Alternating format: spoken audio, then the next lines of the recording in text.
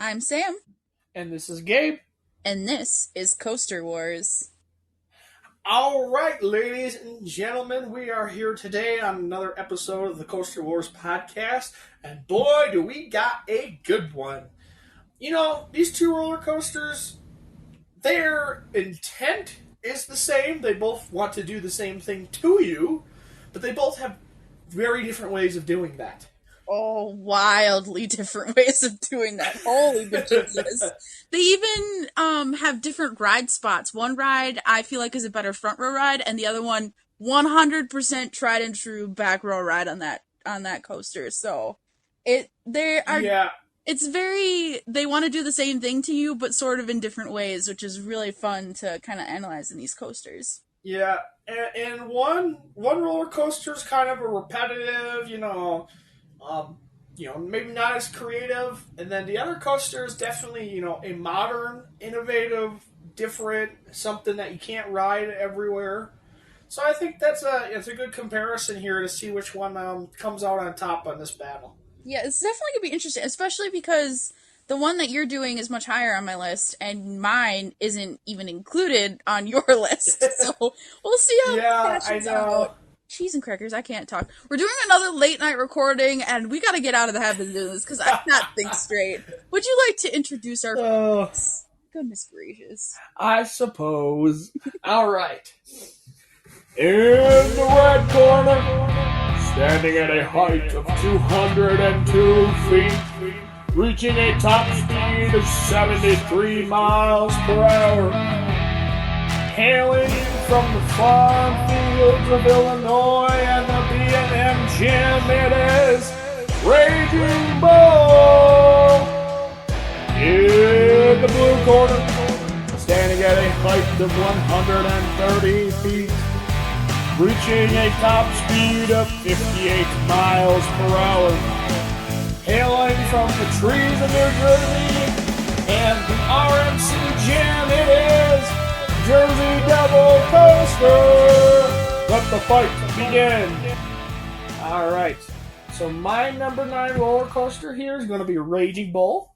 And my number 9 coaster is Jersey Devil Coaster. All right, let's dive right into Raging Bull. This coaster for me and you is a nostalgic coaster. I don't know about you, but even though I live in Wisconsin and we're closer to Mount Olympus, I consider Six Flags Great America my home park, just because it's like top tier amusement park. So I kind of cheat a little bit there. And this coaster, me and you have ridden probably 1,000 times at this point. God. Let's be honest here. So many times. I mean, and it's like, it's generally when we go to this park, it's like the one that you get your last ride on. So it don't matter what other ride you're riding. It's like instant, like 9:55 or whatever. You beeline it for this ride and you just jump in line as fast as you can. Yeah, for sure. This is one of our favorites. Me and you both love this roller coaster, and for good reason. It's a really good ride. Not even though we have the nostalgic factor of it, it's still a top tier B&M hyper. This is my favorite of the B&M hyper, so I rank this even above Diamondback, which is another really really good one that we talked about earlier in this podcast. And it's just a great ride from start to finish. And I just love it. It's one of the first B&M hypers. Everybody knows that Apollo's Chariot is the first, but however, Raging Bull was opened in the same year.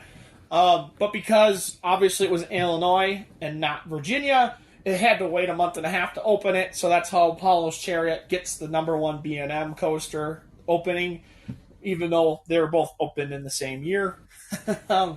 It's just a really good ride for sure. Yes. Comparing those two rides, because they were built in the same year and stuff like that, Apollo's Chariot was built more as an out and back layout, but when they came to design Raging Bull, they had to fit it in the kind of space that they had, and I forget what the term they used. I think it was called this is their twisted model or something, but more Twister layout. Yeah, is the term they use. It's a twister layout. Okay, so, but the point I'm trying to get at is that it's just not a normal out and back layout that you get with a lot of B&M hypers. It has a lot more twists and turns, and this one has a figure 8 in it that just add an extra elements and give you some really good laterals that you don't normally get in a B&M Hyper that's more focused on that floater airtime it's trying to give you. Part of the reason why I love this roller coaster so much is it's such a well-rounded B&M hyper. Like most B&M hypers, like Apollo's Chariot and Intimidator at Carowinds and even Nitro at Six Flags Great Adventure, they're airtime, airtime, airtime, airtime, airtime, which we all love it. You know, we all love airtime. That's why we like B&M hypers. But this is not just airtime. You have laterals, you have G-forces, you have turns, you have twists, you have some different elements and stuff, and stuff that you. This roller coaster has some elements and stuff that aren't perfected, that aren't the greatest. But it's funny because there's some elements on here that inspired elements that you see in today's roller coasters, because everybody loved this ride so much when it opened. I've had the privilege of riding both Apollo's Chariot and Raging Bull, and they're not even in the same field. They're not even in the same ballpark. Apollo's Chariot is by far the worst B&M Hyper I've ever ridden, which, again, it was the first. But to go from Apollo's Chariot to Raging Bull within a month span for B&M is an awesome feat. And they did a really, really good job building this roller coaster. And I just absolutely love it from start to finish.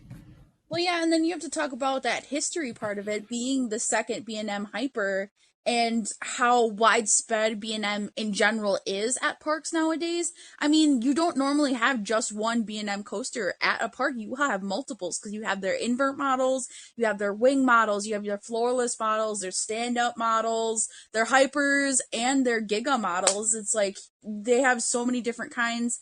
And then you can talk about the capacity of these roller coasters. They generally have, what is it, 8 rows of 4? I can't remember. They're all a little bit different. Like Diamondback, they have the staggered seating on that ride. This one, I think, is 9 cars per train, so it's a little bit longer. Okay. And so they're not all the same. That's the thing. They tweak it here and there depending on the layout and the elements and stuff like that. But for the most part, they're generally, capacity monsters. They never break down, or if they do break down, they're gone for maybe 25 or 30 minutes, and then they're up and running. B&M has kind of become old reliable in the roller coaster manufacturing world. When you go to them and you order a roller coaster, yeah, you're going to be paying top dollar. You're going to be paying Intamin prices. But you're going to get a roller coaster that is going to last for years, and you're going to get a roller coaster that's never going to break down, and you're going to get a roller coaster that can chew through a queue line like nobody's business. And that's what, amusement park needs for the general public, and just to make people happy, in general, that, they don't want to be sitting in line for 3 hours and then the roller coaster breaks down. Oh, yeah. So, well, so that's where B&M comes in and says, well, we'll give you a reliable coaster that can chew through, a number of people.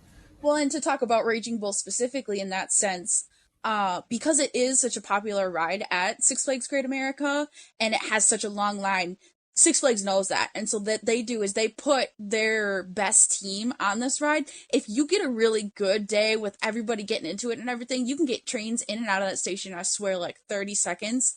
And even especially at the end of the day, it almost seems like a competition. Everybody in line is just going as fast as possibly can just so you can get trains in and out at the end of the day as fast as possible. And it actually creates this really awesome energy that I love at the end of the night. Everybody just racing as fast as possible, and people start cheering as the train goes out. Oh, it's a lot of fun if you go to ride this ride. Yeah, there's another reason why I consider this to be my favorite B&M, and there's one reason, and one reason only. There's no seatbelts on Raging Bull, which makes it so much more fun than some of the newer ones where they got seatbelts. I rode Fury 325. I can't remember. I believe that one has a seatbelt. And it kind of holds you back from the airtime a little bit. But Raging Bull, it's old enough. It's just got that nice little clamshell restraint. The best, I don't care what anybody says, the clamshell B&M restraint is the best restraint in the business. It is the most free-feeling and most comfortable restraint especially if you're a bigger person like myself. And it's just the best restraint in the business. And that's another reason why these B&M Hypers are so popular. But Raging Bull puts it up a little bit higher just because there is no seatbelt.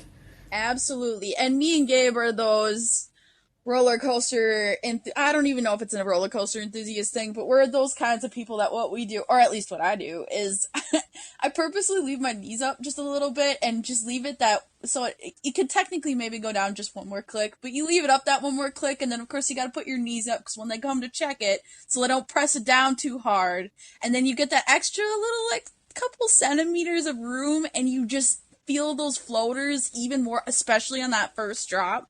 Oh, it's just wow. Oh boy. Don't get me started on that drop, man. I could talk for Wait. days. We gotta pause for a second, go into this layout. We haven't even explained what this coaster does to you, and then we can start talking about Okay. All right. So this layout starts with a 208-foot drop, which is actually taller than the lift hill height. That is because it drops below grade and goes through a tunnel, which is a super fun experience.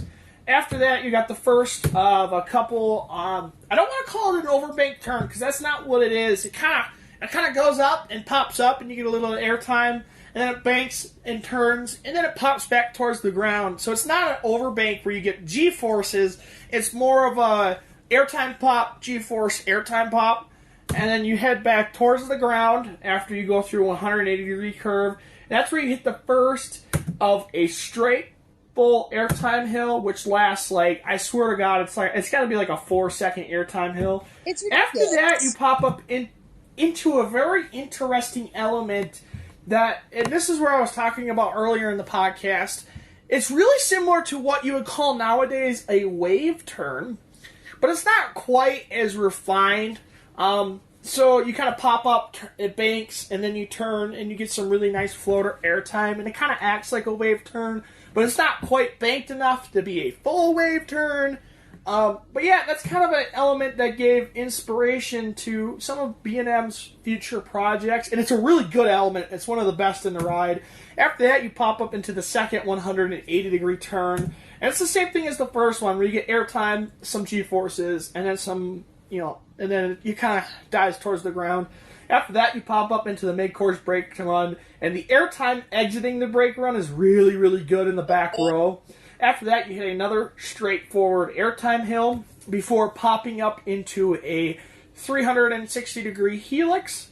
That gives some really good forces, and at the top of that, you get another really good airtime pop in the back row. And this is the best part of the ride, in my opinion, the back-to-back G-force helixes. First, you got one to the left, then you got one that goes all the way around 360 degrees to the right. One last little airtime pop before another helix back to the left and popping up into the final brakes. And that really is the a great grand finale. You get some really nice G-forces in those three helix turn things at the end. Oh yeah. When I was doing the research and I found that the top speed on this thing was 73 miles per hour, I was like, how did I not know that? That is so freaking fast. And this ride just carries it throughout the whole thing. And like you said, when you go into those helix, you get some amazing laterals that you're not expecting on a B&M Hyper. And it just sends you through it so fast. And you come back up into that final brake run back into the station. And like you said, amazing grand finale for this ride. And it also makes it unique amongst the B&M Hypers and really makes it stand above the other ones. Yeah, the G-forces are really what set it apart, I think, for me, is because, like I said, you get a really good mix. It's not just airtime. You get airtime, G-forces. Airtime, G-forces. It bounces you like a bouncy ball back and forth, and that's what I really like about it. But let's go visit that first drop for a second. So I mentioned earlier it has nine car trains, and that back row seat on the first drop, you guys can argue this in the comments. I'm sure you're going to argue this with me a little bit. This is the best first drop I've experienced on any roller coaster ever. And that includes a lot of really good first drops in my list. Oh, hell yeah. It is just there's just something about the fact that this roller coaster has the little pre-drop section. Oh yeah. It has the 9-car trains, and it has, a drop that is longer than its actual height. And you put that all together, and it catches you off guard. When you ride this roller coaster for the first time, you have to go straight to the back row. Otherwise, you're going to say I'm nuts. If you ride this in the front row or even in the middle of the train, you don't get the same experience as the very back row. And it's just outer worldly, this first drop. That's the best word I can use to describe it. I'm sure you can attest to it as well. Oh, 100%. And I know our credit counts don't seem that large at only 100 and some coasters, but at the same time, we've ridden 100 different coasters, and we collectively have learned that there are magic seats on a lot of coasters. There are certain seats that just make it better for whatever reason, and it's not always the back row. There are certain ones where it is the front that makes it better. There's certain ones where it's a weird one where was it El Toro where it was like the second to last row on the right side or something? Yep. So El Toro's the second to last row, and it's the left seat, I believe. Another good example is Maverick and the Magic seat. It's the third row of the first train, or the first car, I mean, and that is crazy intense airtime as well, which we'll talk about that later. Yeah. I believe we'll be talking about that coaster in the future. Yes. um, With Raging and Bull. and yeah, there's just certain seats, there's certain rows that have better seats. Look at Nitro even. The back row on the right side, I don't know if you remember this. Oh yeah. It had that really crazy transition heading into the final brake run where it like throws you out of the seat. Oh yeah. So yeah, there's a few seats and stuff where you can kind of learn and stuff. Especially if you get a bunch of rides on a roller coaster, you can really go through each row and each individual seat and experiment a little. But yeah, this is definitely a back row ride. And the two best moments for me are the first drop and then that end helix section. I just love that combination of those two elements in this roller coaster. And you could probably take the rest of this roller coaster out, and I'd still rank this in my top 15, honestly, because it's just so good. It really is. And like me and Gabe said, we were spoiled. This is the first B&M Hyper that we rode, and so unfortunately anything stacked up against next to it just doesn't really compare in our books. And so for my piece, because I'll talk about it with every ride, we have to talk about the theming with this ride, and believe it or not, it's actually here. So, first of all is the name Raging Bull. It's located in the Southwest Territory section of the park, which obviously is Western themed. But the whole story of the Raging Bull was that this was a ferocious beast that terrorized the Southwest Territory until the people ran away, and they built the courtyard, which is the big courtyard that you walk in, and I believe they have a big building there that has a teacup ride, and then a mission where the people stayed, and that actually serves as the station for Raging Bull. And then, if you think about it, the name of this ride is another one that fits pretty good, because you really feel like you're on the back of a bucking bull that is just trying to whip you off as hard as it can. Oh, for sure. It definitely fits in. We're going to run out of time here if we don't switch gears. So, we got Jersey Devil Coaster, which is your number 9 roller coaster. The first thing I just want to say is it did not make my list, and I want to talk about that for a little bit. When I was looking through and I was trying to figure out why it didn't, I was kind of scratching my head a little bit. Honestly, I was like, wow, I wonder why. I think honestly what it comes down to is, number one, the restraints are absolutely atrocious. Junk. Absolute especially junk. Especially for a guy my size and the way my body structure is built, it is horrible. For you, it's probably just a little bit better. And then the other reason I think it comes down to is some roller coasters are my favorite and not necessarily the best. This is a roller coaster that can fall into the category of one of the better roller coasters I've experienced. And, but it might not necessarily be my favorite. It might not necessarily stick out in my brain. However, I do think it's the second best ride at Great Adventure. I would say that. Okay. So to talk about this ride for a little bit isn't. I'm sorry, third best, I, I was about third to best question ride. that for a second, but I'm like, whatever, it's his opinion. Um, so this is actually, I would like to put this out. This is our first RMC in our list. But I would It also, is. Yes, yeah, it is. it's our first RMC in our list. But I believe I have four in mine, and you have three in yours, and they are all within our top 10. So that just speaks to the caliber of roller coaster that RMC builds. So, Yes. but But this is also your first. This is also your first single rail, correct? yes, so this is Okay. Jersey Devil Coaster is RMC's Raptor track design, which is a single rail, and as of right now, there's only four in existence, and this is the newest one. It was built in 2021, and to also point out, the other three. What am I Nope. The messing up? newest one's actually out. The newest one's actually out in Magic Mountain now. They built one this year, Oh well, that's dumb.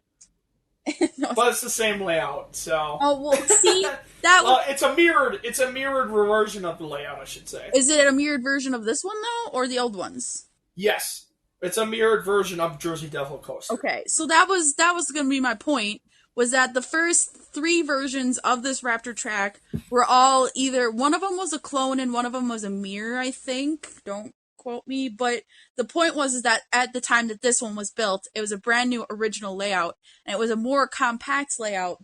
And what they did is it sort of was like an out and back, but it did an out back three times. And so it's got a very small, skinny layout, and it was a little bit shorter. No, actually, it wasn't shorter, was it?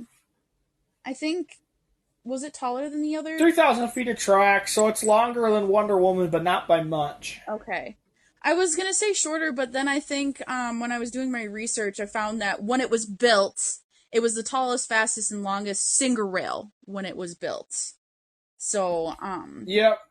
So yeah, instead of calling it an out and back layout, it's more of a I call it a cyclone layout. So Cyclone was the Coney Island Cyclone, where it's basically like a giant bowl, and then it goes around three times. That's okay. more of what you could call this layout, more of a a Cyclone style layout, or you could call it like you said a back and forth layout. That's definitely a good way to describe it. Yeah. So to go into the layout of this ride real quick, it starts with a climb to its 130-foot drop, and it's an accelerated lift hill too. So like once it locks into that chain, it speeds up. So you're up there really fast. And then it is that 130-foot drop, 87 degrees. You get great airtime, especially in the back row. I mean, that's a lot of rides that back row is where that first drop feels the best. But then you go right into a dive loop, and then you go into Camelback Airtime Hill, which leads into a zero G stall, which when you drop off of it gives you a little pop of ejector, which then leads into a zero G roll, which then leads into a brake run. And then on your final lap, it has three airtime hills. But the unique thing about these airtime hills is they're not all completely straight. So you have one that's a little bit curved to the right, one that's a little bit curved to the left, and then you do have one that's just straight up and down. And then that brings you back into the station. So, Yeah, the fancy word you'd use is they're off-axis airtime hills, which means they're they're leaned left or leaned right, like you were saying. They're not just a straight up and down, which gives it a little bit of lateral as well as the airtime, especially if you're in well, this roller coaster only has a seat in each row. But if you're like on a 2 or 4 seat coaster, you'll really feel it on the one side when you get an off-axis airtime hill. The biggest thing that you really got to talk about with this roller coaster, I think you should talk about it because it's yours, is the different experiences between the front row and the back row, and even the middle of the train. oh yeah. So, I'll start with the front. We'll go front to back. So the front row, the first thing that I have to point out is that because you are, like Gabe said, this is single rows. So there is 12 cars, but it's only a single person in each row, which already makes this a unique experience. But when you're in that very first row, you get to see that single rail, and it's a really weird experience. It's not something you get on any other type of coaster, and I don't know how to explain it, but it is so weird seeing that just single rail in front of you that you're following. But then yes, if you want ejectors really hard on this ride, you ride it in the front row because it is a it's a shorter train at only 12 cars, and because there's only single rows, it's not quite as heavy. So a lot of the times you're thrown into these elements and you're thrown into it with more speed and more force. And by the time it gets to that back row, you lose a little bit of that speed. So, going into elements, you get more forces, and then going over those airtime hills, you get better pops of ejector. Middle of the train kind of tones everything down just a little bit because you're in the middle. You still get really great forces and stuff like that too. But then when we hop into the back of the train, that's where you get that awesome floater off of the drop. The drop feels the best in the back row. And then those airtime hills, you get more of a floater effect instead of that ejector. And you get just a little less speed through the inversions. But I think I liked it better in the front row than in the back row. And I do actually, no, actually, I know that I liked it better in the front row because we rode it in the back row because that's where you ride everything first. And we got like a middle train row ride, I feel like. And then, or me and Gabe switched maybe, but I eventually got a front row ride and I literally got off and I was like, I haven't ridden this coaster before. What the heck was that? That was so much better. So for me, this is a, Yeah, so what happened is both the first two times we rode it, I got the end seat on both sides. So I got the end seat in the back and I got the end seat in the front. So when we came back to this roller coaster later in the day, I said, you have to experience this in the front seat because it is completely different. And that's the ride that you were talking about. Element by element wise, so the dive loop, the zero G stall, and the zero G roll, I would say are all better in the front row. Because the dive loop, you get that really crazy whip going into it in the front yeah. seat, as well as in the zero G stuff. It kind of hangs you there just a second or two longer than in the back row. Like in the back row, you just get pulled through it and then you're done. Yep. Where in the front row, you get up into it and then it actually sits there for a little bit longer before flipping you back over and heading out of the element. And then in the back row, any airtime hill and then the first drop are way better in the back. But part of the reason why I hate the restraints so much is because I have very bulky shoulders. I have very broad shoulders. And the way the restraints are designed is they're designed to put pressure on your thighs as well as your shoulders. But because I have such big shoulders, all of the pressure gets put onto my shoulders and zero of it gets put on my thighs. And because of that, anytime you hit those ejector moments, especially in the back row, it just is so uncomfortable and so painful. And it really hurts. You can't ride this roller coaster back to back because you come off of it with a little bit of pain, a little bit of soreness in your shoulders, especially if you're a bigger person. And then for you, I believe it was the opposite. It was your thighs that you came off that were hurt. Yep, exact opposite. I'm not nearly as tall as Gabe, and yeah, all that pressure was located right exactly on my thighs. I literally, the first time I rode this coaster, could not focus on the elements that it was putting me through because I was in so much pain from these restraints. So if this ride would be like 1,000 times better if it wasn't for those restraints.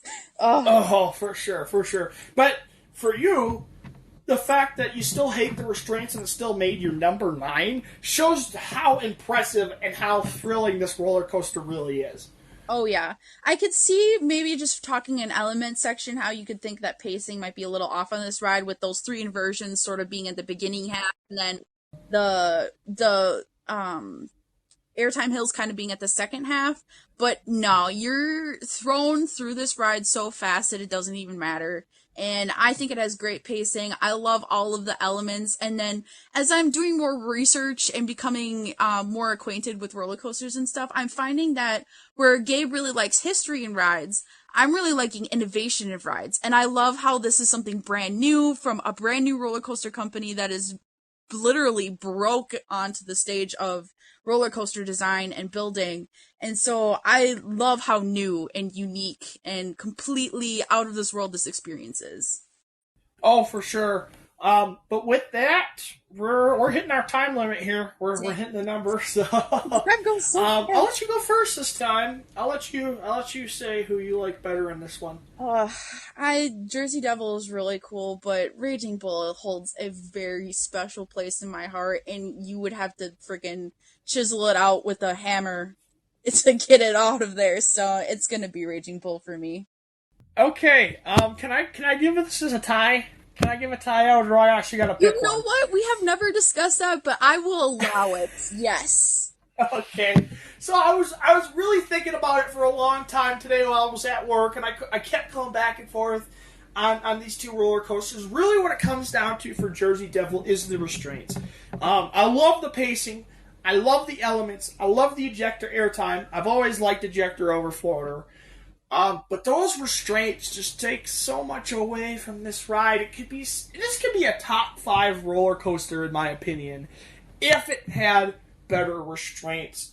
And when you go over to the Raging Bull, you have the best restraints in the business, Oh. but maybe a little bit worse layout. It features forces, but maybe not as aggressive of forces. And that's why I kind of really want to give this a tie. That's kind of where I'm going here because I keep going back and forth. I can't pick one, which is crazy because this coaster isn't even on my list. Which again because of the restraints. So yeah, that's you know what I'm calling it. It's a tie. You know what? I like that assessment. I think Raging Bull is still just a little bit up there for me. And you know what? It's probably the nostalgia factor and the kind of sentimental value that this coaster has to me. But Jersey Devil Coaster is really, really, really, really, really close behind that. And you know what's funny is I just talked about how cool this coaster is. I didn't even talk about the theming, and it's probably got some of my favorite theming, but that's because I like the legend and I like horror aspects and stuff. And the Jersey Devil is a cryptid, and that's just cool to me too. And they had an awesome statue out by it. But Oh, for sure. And I mentioned this earlier in the podcast too. I said it's the third best ride at Six Flags Great Adventure, which means I rank this roller coaster over Nitro. I really do. yeah, So, and that's how close it is to Raging Bull because, in my opinion, Nitro is another really good B&M hyper, and I think this is better. But I also think Raging Bull is on kind of the same level as Nitro, just a little bit higher. yeah. But the restraints, I just can't get Uh, past the restraints on Jersey Devil. Let's just hope that Like, RMC in the future will redesign those dumb things because it would do so much for their single rails. Because they're honestly, RMC restraint systems are the only thing I can really knock RMC on, unless we start talking about Steel Vengeance, because then you'll have me going. But get that's the there. future. That's a future thing. But with that, what do we got next week? Oh, we got the battle at Great America. So we're going to be going back to Great America. Two more roller coasters at the same park as Raging Bull. Yes, that is going to be another very interesting mashup. But um, Yes, two very intense roller coasters, but they're intense in two different ways. yes. Before we close out here, I do So, have to make a quick correction. Last week we mentioned the email and how people can start emailing in suggestions for future episodes. Because once me and Gabe get out of our top 15 here, we're gonna need suggestions. Well, the email is actually coasterwarspodcast@gmail.com. And the previous description, it is the correct email. Ignore me in the actual physical episode. But yes, if anyone has any suggestions, just email them there, put in the subject line coaster suggestion, and me and Gabe will take and pick coasters and we will put them together and pit them against each other. yeah, for sure. The one thing I would like to add is that if you have a set of coasters or just one coaster that you'd like to have us do, give us a reason why. Tell us why you'd like to see it or why you'd like to see a certain coaster battle. And like I said, me and her will go through the emails or whatever we get, and we'll just go through and pick what we like and what we don't like. So, but just give us a little bit more information on why you would like to see that roller coaster featured. Yes, sounds good. So everybody come back next week and join us for the battle at Great America.